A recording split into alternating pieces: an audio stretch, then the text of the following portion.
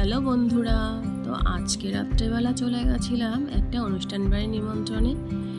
এখানে গিয়ে বাইরেটা দেখছি তো পুরো লাইট দিয়ে লাইটিং করেছে, এত সুন্দর দেখতে, খুব ভালো লাগছে।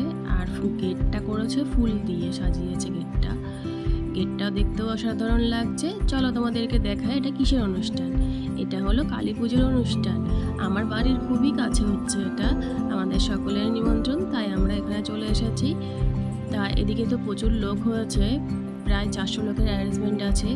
তাই এখানে আমার মেয়ের সঙ্গে দেখা হয়ে গেল, ওর স্কুলের বান্ধবীর।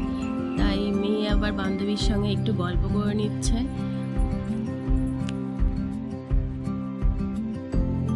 ভেতরে দাঁড়ানোরও জায়গা নেই, এত লোক হয়েছে, তাই বাইরের দিকে এসে আবার একটু দাঁড়িয়ে নিলাম। তা বেশ তো রাত হয়ে যাচ্ছে, এখন বাজে প্রায় 10:30। তো এখানে আবার একটু মায়ের সামনে গেলাম মায়ের মুখটা দেখার জন্য। মায়ের সামনে গিয়ে আবার একটু দাঁড়িয়েছিলাম।